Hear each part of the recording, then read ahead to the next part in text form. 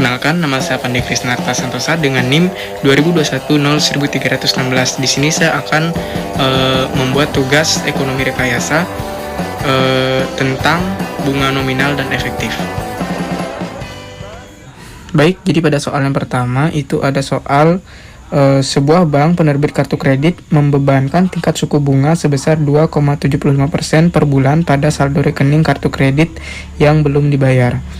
Menurut pihak bank, tingkat suku bunga tahunannya yang berlaku adalah sebesar 12 bulan dikali 12,275%, yaitu 33%. Berapakah tingkat suku bunga efektif per tahun yang dibebankan kepada nasabah? Oke, jadi untuk menyelesaikan persoalan nomor 1 ini, kita sudah mengetahui beberapa hal ya, seperti R yaitu 33% per tahun, dan M-nya yaitu 12 kali pembayaran bunga dalam setahun, berarti ini tiap bulan ya. Jadi pada penyelesaian soal yang pertama, kita cukup menggunakan I sama dengan 1 plus R dibagi dengan M pangkat M, dikurangi dengan 1, kemudian dikali 100%. Sehingga kita tinggal masukkan yang sudah diketahui ke rumus ya. I sama dengan 1 plus 0,33, karena kan 33% itu 33 dibagi 100 kan sama dengan 0,33. Ya, 0,33 dibagi dengan 12, kemudian dipangkatkan 12 bulan.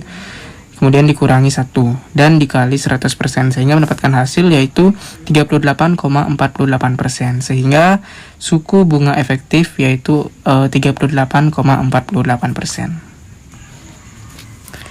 Kemudian pada soal nomor 2, pertanyaannya yaitu adalah seseorang mendepositkan uangnya sebesar 10 juta di bank dengan tingkat suku bunga nominal per tahun sebesar 12% yang bersusun setiap bulan. Berapakah jumlah uang depositnya setelah ditambah bunga yang diperoleh selama 2,5 tahun?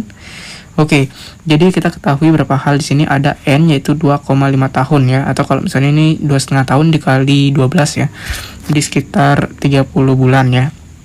Kemudian R-nya itu adalah 12% per tahun. Kemudian M-nya itu adalah 12 kali pembayaran per tahun. Bunga per bulannya itu sama dengan R per M, sama dengan 12% per 12, jadi 1%. Oke, jadi untuk mengetahui future-nya itu, kita menggunakan rumus P dikali dengan F per P, dikali I, dikali N. Nah, kita tinggal masukin yang kita udah tahu ya ke rumus ini. P-nya kan kita udah tahu tuh, 10 juta. Kemudian dikali F per P, dikali 1%, I-nya 1% nih, karena kan hitungnya per bulan, sehingga dia dikali juga dalam hitungan per bulan juga gitu ya. Ini 30 bulan, sehingga mendapatkan hasil 10 juta dikali dengan 1,34785, dan hasilnya itu future-nya adalah 13.478.500.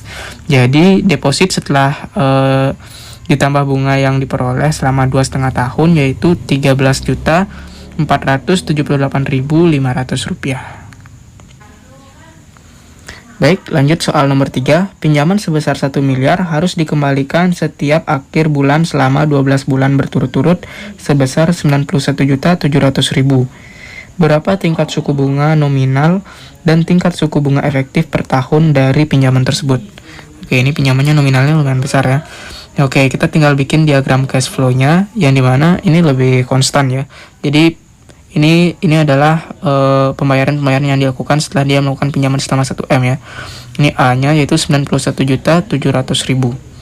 Kita tinggal menggunakan rumus P sama dengan A dikali P per A dikali I dikali N.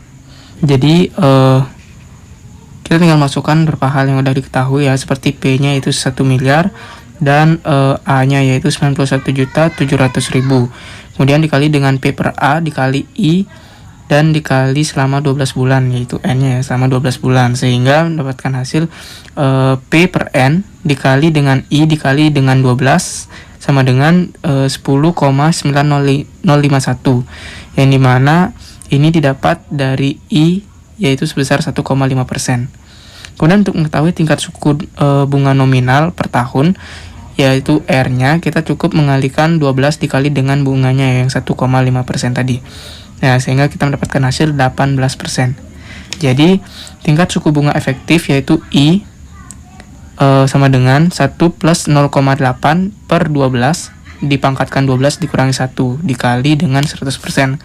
Jadi untuk tingkat suku bunga nominal dan tingkat suku bunga efektifnya per tahun itu didapat sebesar 18% dan juga 19,56%.